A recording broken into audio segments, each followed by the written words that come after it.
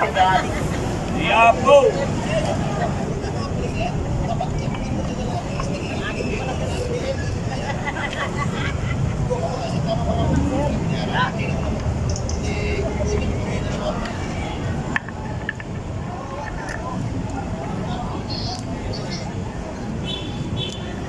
Maraming salamat. Amen. Eric. Bago ako magsalita,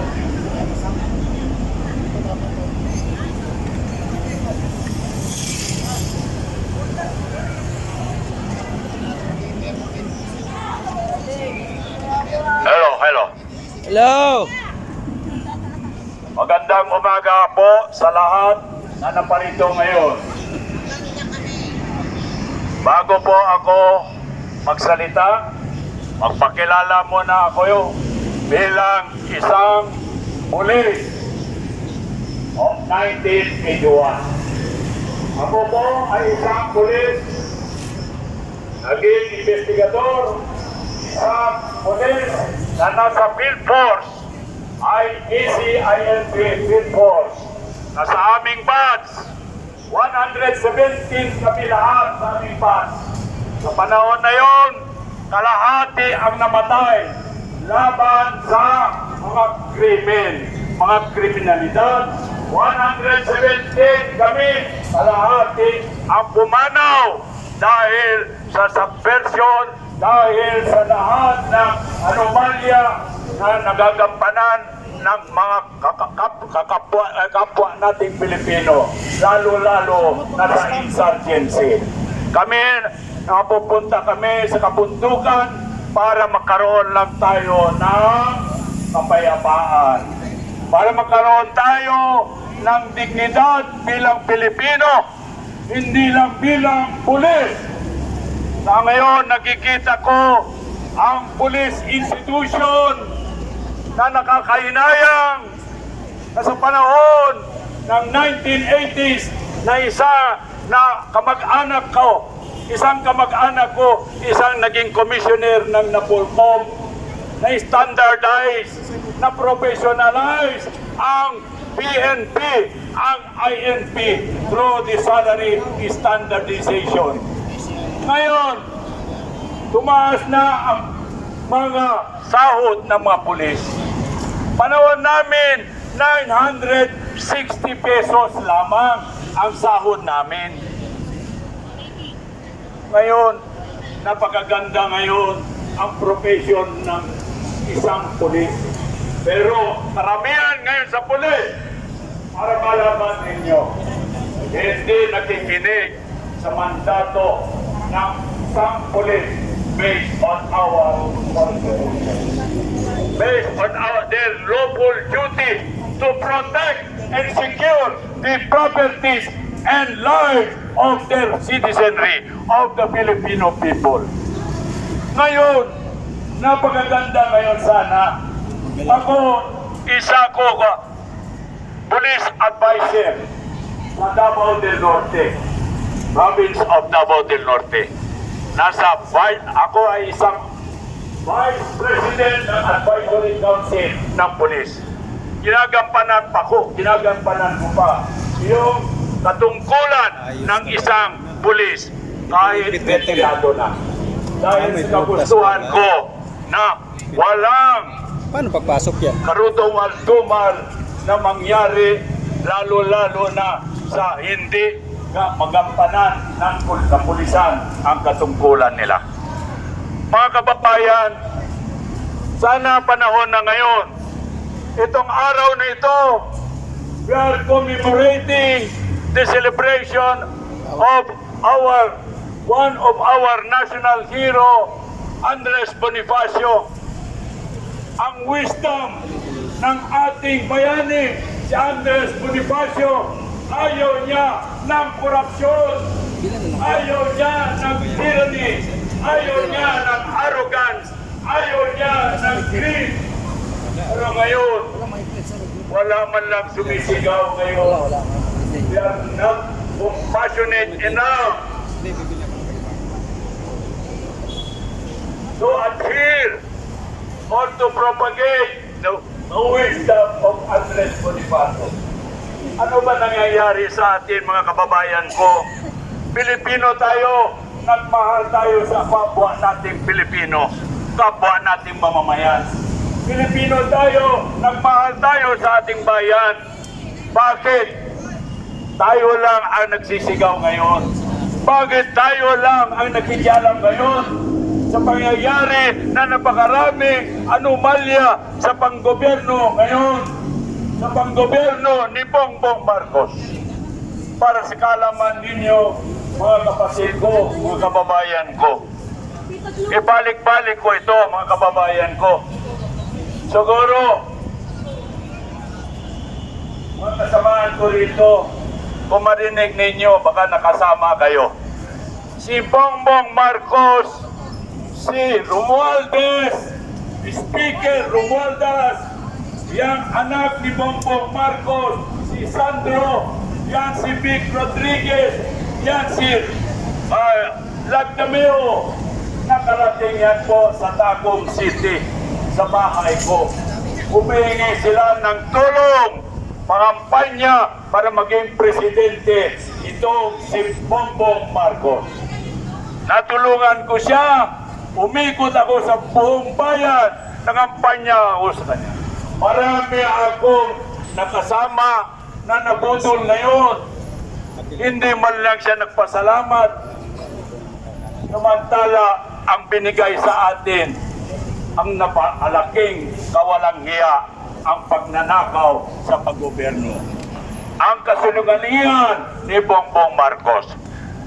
This administration is full of lies and deception.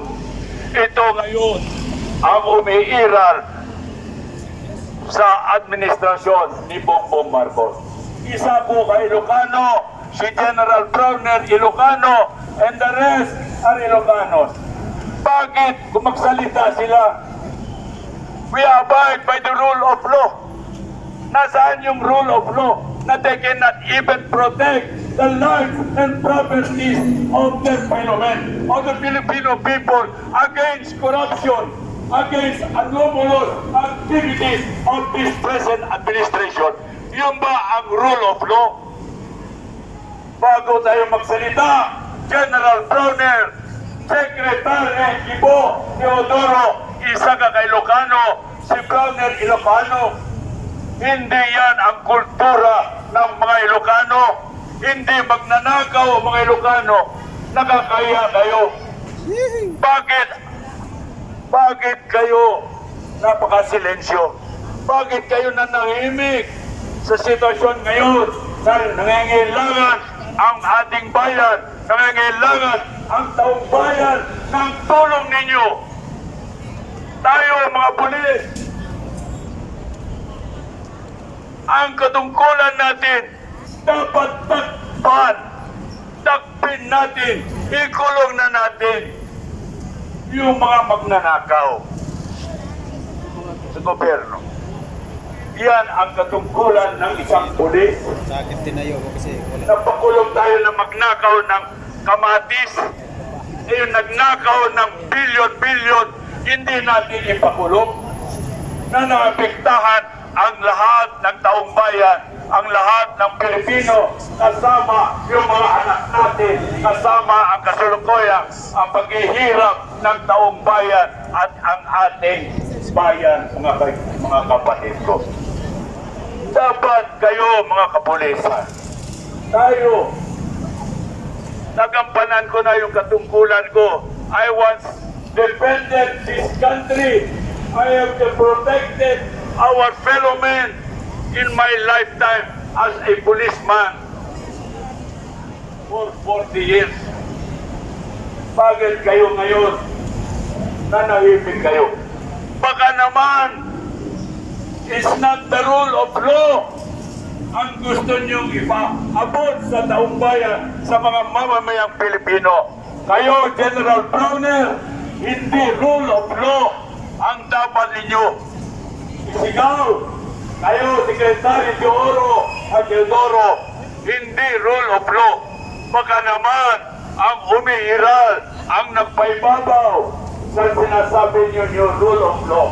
Yung German proverb, when money speaks, the law is silent.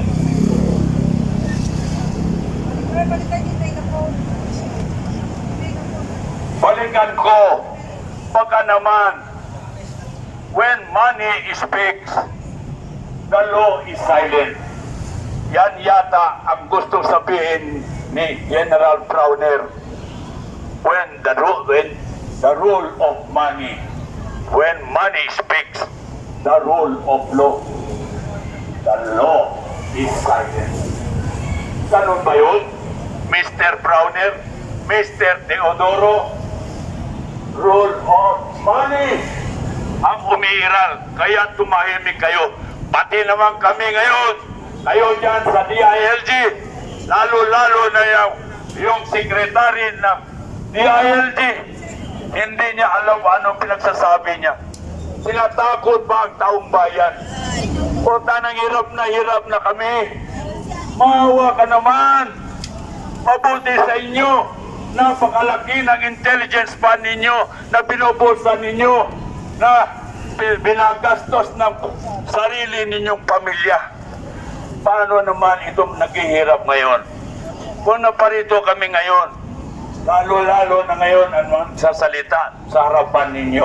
Hindi para sa amin ito. Matanda na kami. I am already 74 years old, mga kababayan ko. Hindi pa halata, sir.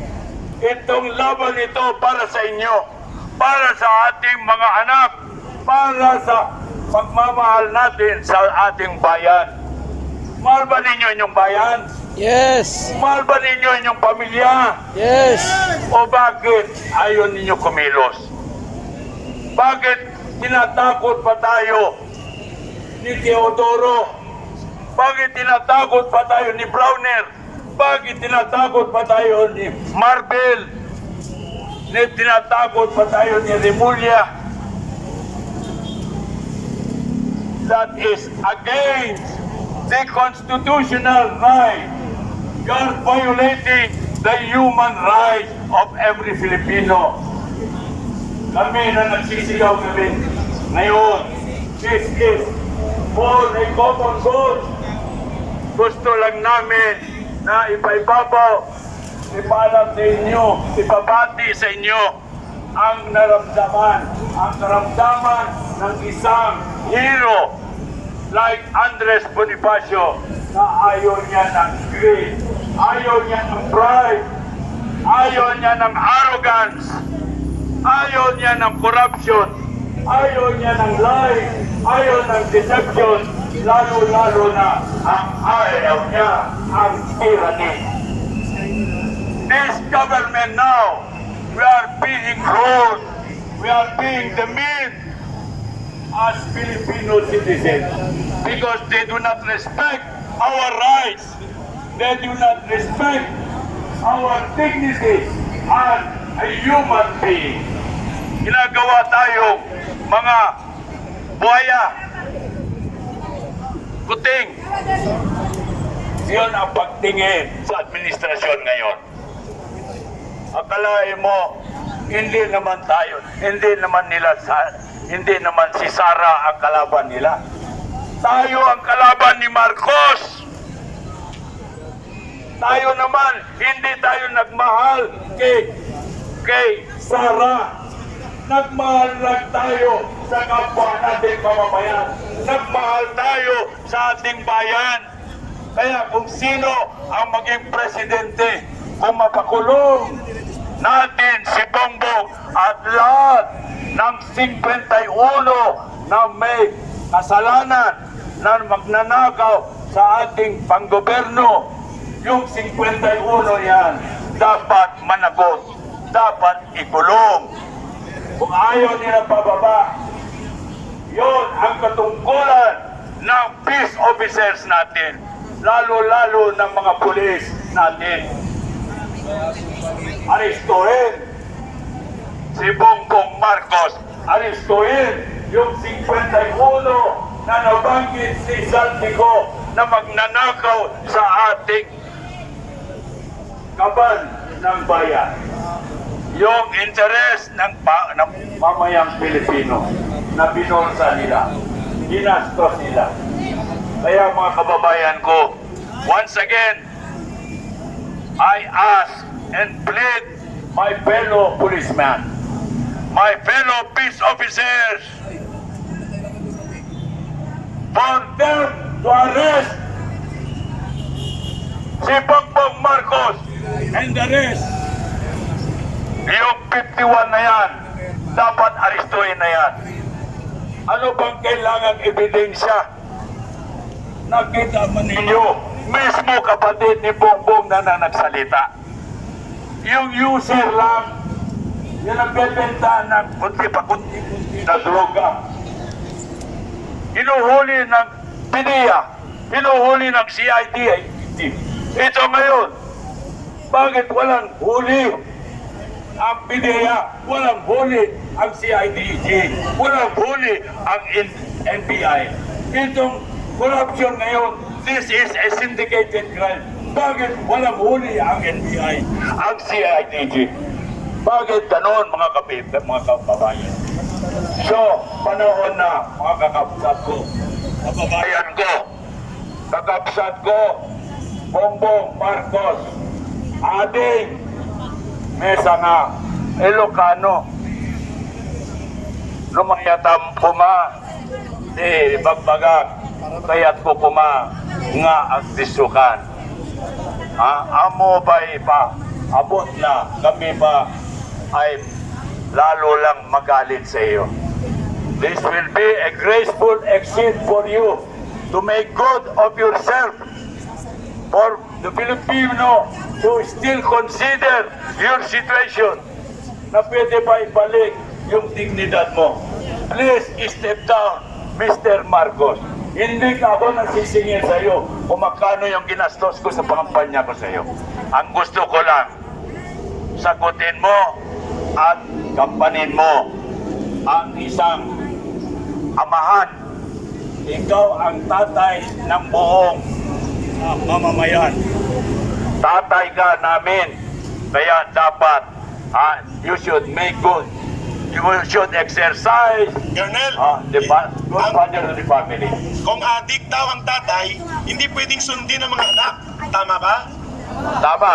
Okay, kaya ang panawagan ng taong bayan, Marcos resign!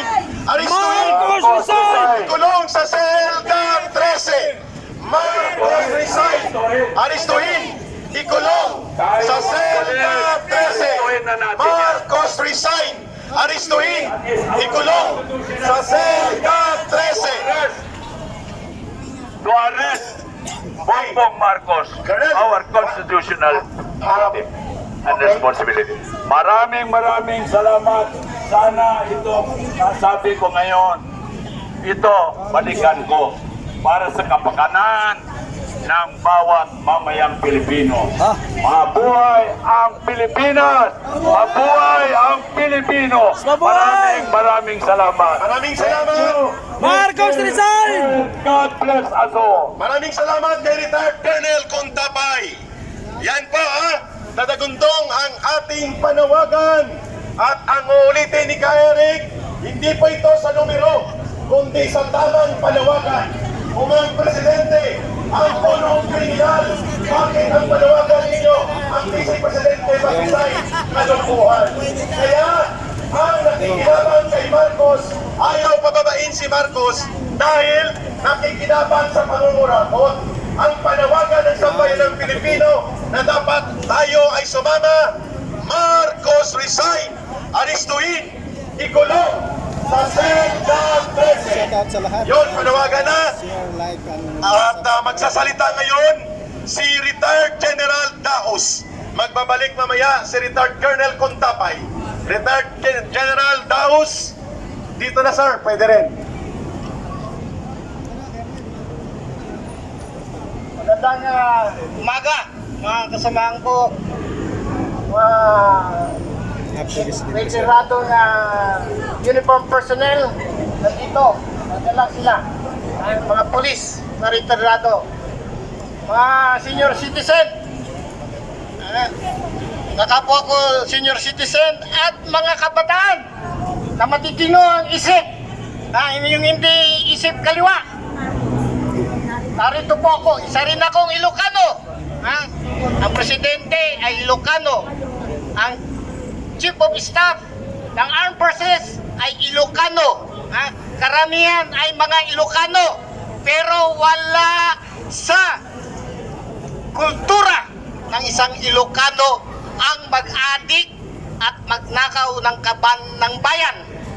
Sabi nila, galit na galit sa akin ang mga kababayan ko sa Bawang. Galing pa ho ako ng La Union.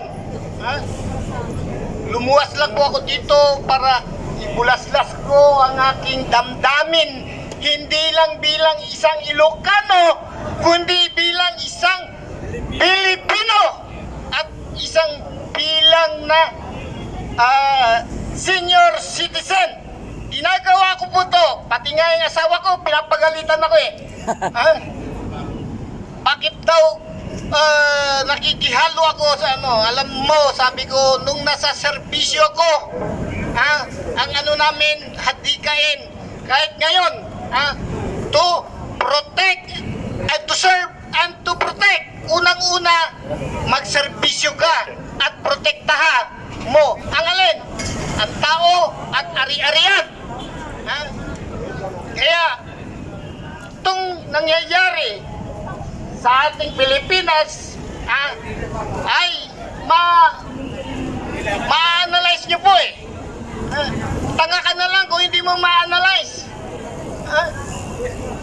Unang-una, noon pa, nung hindi pa presidente si BBM, inilapit yan kay Digong, President Duterte. Nino? Ni Bongbong, ni Senator Bongo. Nilapit niya para daw i-appoint.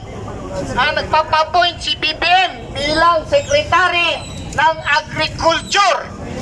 Ito po ay hindi pinayagan ni President Duterte dahil alam niya ang background ni BBM. Parati niya ang sinasabi, he is a weak leader and a drug addict. May bagahe siyang dinadala. Kaya hindi siya pumayag. Noong ang kakandidato na siya, inaano na naman niyang maging vice-presidente niya. Ni Sara Duterte. Pero hindi pumayag si Sara dahil ayaw pa niya ang maging presidente.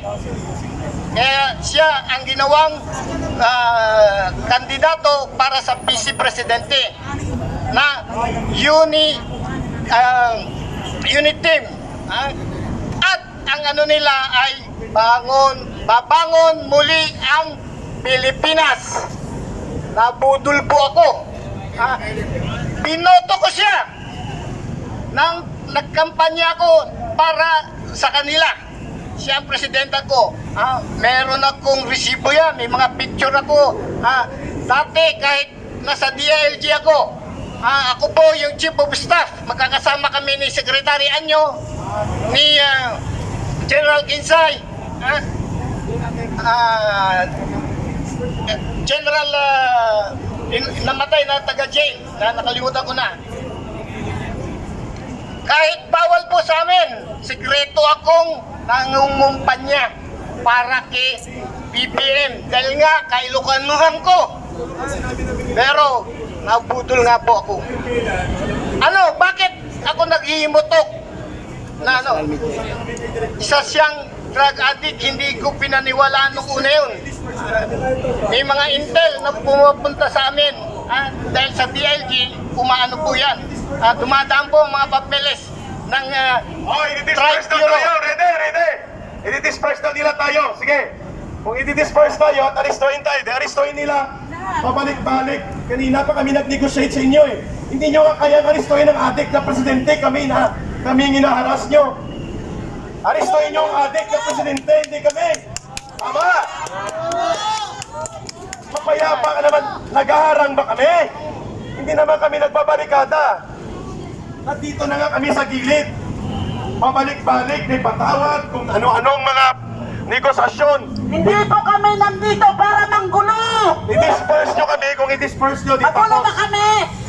Kailangan nyo ganunin! Ang mga kriminal, ang magnanakaw, yun ang aristuhin nyo. Yung adik na presidente, yun ang huwag niyong sundin. Kami ang mga mamamayan. Pulis naman. Ang sahod nyo galing sa taong bayan, hindi kay Marcos. Pinipasas na ha. Sino po po sa inyo? Sige, go ahead. Tinataos, kung aristuhin kami, i-document nyo, sabay-sabay tayo magpa-aresto. Okay, libre ang ating upunan, libre ang agahan, kwadyato pa tayo. Sige, ready? Aristuhin tayo kung aristuhin ko. Awan ko. Wala, arestuhin daw Pag kami. may plano kayo na arestuhin kami, hindi kayo isang tao lang! Lahat kami dalhin nyo sa kulungan! Isama nyo si BBM! Paulit-ulit na lang, pabalik-balik. Aristuhin nyo ang adik na presidente, hindi kaming mamamayan. Dapat yung nasa Malacanang ang arestuhin ninyo! Ang ipinaglalaban namin dito, kasama kayo! Kasama kayo dito dahil kayo sinisingilan ng mga buwis! Nasaan ang buwis ninyo? Kinukurap! Pumapayag kayo ng ganon! Wag Kung arestuhin nyo kami, lahat kami arestuhin nyo dito! Wala kami arestuhin dito! Kundi ilaban namin ang aming karapatan bilang nagpapayad ng tax! Baka Huwag papulis nyo kami tawanan! ngayon. Huwag ka tumawa dyan! Dahil hindi kami nakikipagtawanan dito! Dahil totoo ang sinasabi namin dito! Yan. At ito pa ha, alam naman namin na pinipicturan nyo kami, kakasuhan nyo kami, hindi kasuhan nyo na. Tumatawa na yung pulis na yan. At bago Ito mangyari tumatawa pa oh. pag-aresto, sasayawan muna natin. Samba girls ng Tumatawa. crime Ito ba tumatawa? Ito ba yung mga Susuin at napastaganin pa niya ang karapatan. Kawawang mga pulis. You should be protecting the people, not the corrupt and addict president. Tarantadong presidente yan. Nakakahiya na ang bansang ito. Ang mga pulis at sundalo doon nagpuprotekta sa gobyerno na pinagarian ng sindikato. Asawa, anak, bayaw, putang ina. Puro kriminal, puro kartel. Kulang na lang tax at bato ay sindikato ng pamilya ni Marcos. Ano pa ang hinahanap nyo? Hindi kami ang inyong kalaban.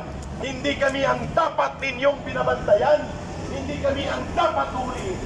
Ang dapat huliin dito, ang kriminal na mandarambong na ginagamit ang opisina ng pagka-presidente. At ang mga pulis, kayo po ay mga profesional. May mga utak kayo. Ang lawful order shall not be part of any chain of command order. Mali po yun. Aristuhin nyo dahil nagtitipon ng mga tao dahil walang permit. Ano ba ang ibig sabihin yan? Ang pagpapahayag at pagtitipon ng mapayapa ay isang constitutional right. Ang permit ay kinukuha para sa kalsada, hindi para sa karapatan. Kung hindi ka nang gugulo at ikaw ay mapayapang nagpoprotesta at nagpapahayag at hindi ka armado, you don't need a permit from the city hall. Ang permit ay kinukuha upang iareglo ang traffic, hindi para i-exercise ang karapatan. Baba! Mga kapulisan, mga militar, huwag niyo samahan ng magnanakaw. Dito kayo sa mga tao maawa, sumama kayo. Huwag kayong mag-follow ng unlawful order. Wala naman kaming ginagawa dito, nagsasalita lang. Hindi kami nagugulo. Pasalamat na kami sa inyo, binabantayan nyo kami. Sinasabihan pa ninyo kami. Kung may mga suspect kayo dyan na magugulo, i-report ninyo sa amin. Yun, di ba yun ang maganda? Bayaan mo lang kami na makapagsalita ng malaya. Hindi kami nagugulo, hindi kami komunista, hindi kami ambayan, hindi kami yung mga HPA. Diba, hindi kami mga HPA, hindi kami mga komunista. Sila ang dapat niyong daksin. Saka yung mandurugas at ating na presidente, sila sana ang daksin. Hindi kami. Maawa kayo. Doon ka mo sa amin, magkampil, mapayapa naman kami. Ha?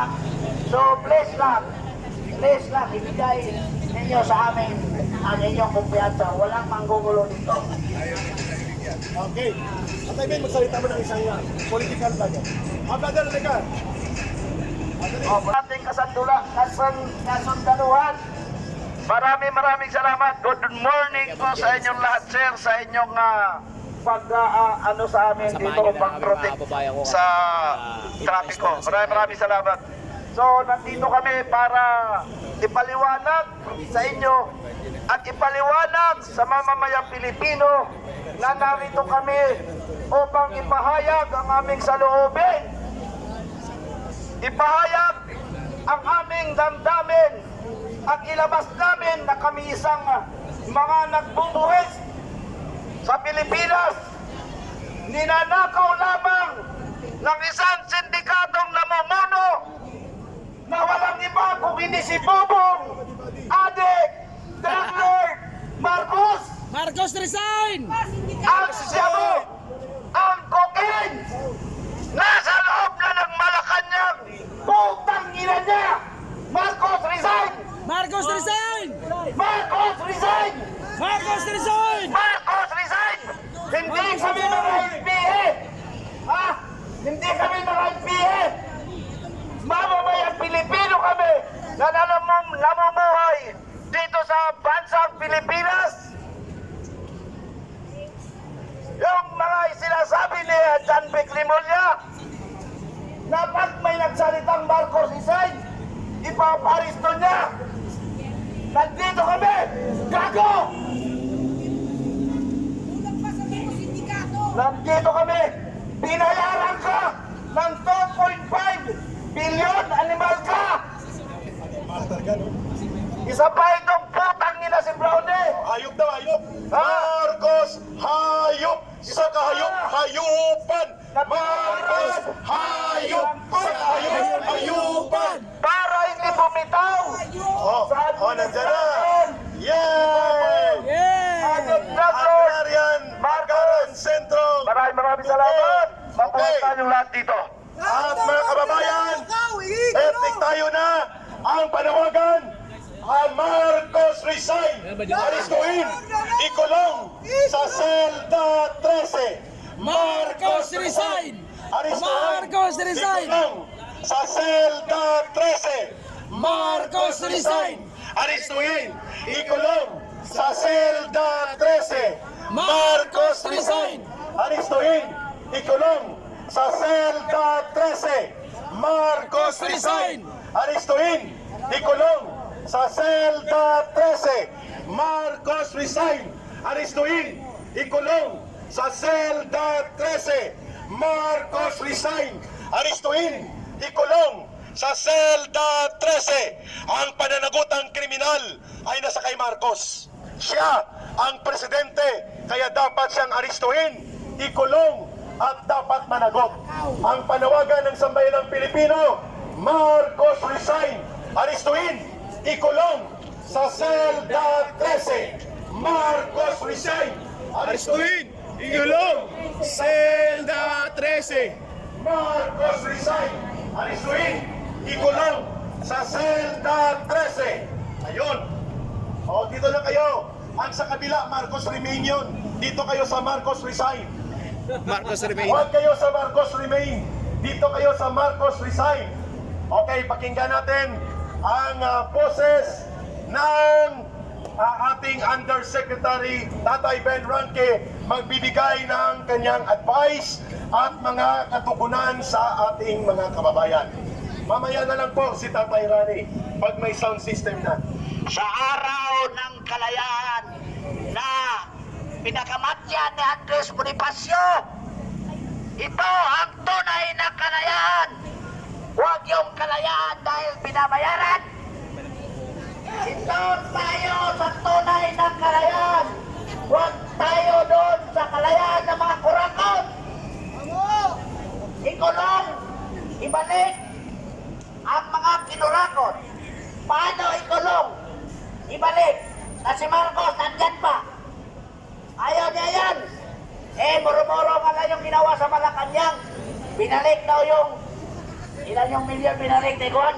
110 lang, binalik. Iwan ng 900. Naiwan ang 900. Tapos, sino magbigay ng ebidensya? Yung taong nagsauli, hindi. Muro-muro lang yun ni Marcos para ibig sabihin, nakikiramay siya sa taong bayan. Niluloko tayo! Sabihin natin, niluloko tayo ni Marcos! So huwag tayong maniwala. At dahil niloloko tayo, Tatay Ben, ang panawagan ng mamamayan, Marcos, sumuko ka na! Narinig, sabay-sabay. Marcos, sumuko ka na! Mas malakas. Para marinig ng mga pulis. Marcos, sumuko ka na! Yun! Dahil nililito mo lang ang tao. Yung may dalang pandila, naligaw yun. Oo. Pero okay na rin magmanatili sila dito. Yung mga dalagang bandera, sumisigaw sa langay. Kasi ang panawagan ng taong bayan, malinaw, Marcos resign, aristuhin, ikulong sa selda 13. Marcos resign, aristuhin, ikulong sa selda 13.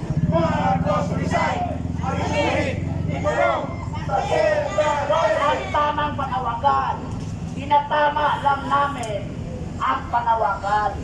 Kasi mahirap na alukin ang mga tao, pabalik-balik sa EDSA, ulit-ulit ang sinasabi na ikulong ang mga Morocco. Pero sinong ikulong? Si Marcos! Sila yun! Ay siya ang mastermind! Kasi yung mga taong nangurako, tawa niya at may parte siya sa iba. Correct! Diba? Makakasawa na.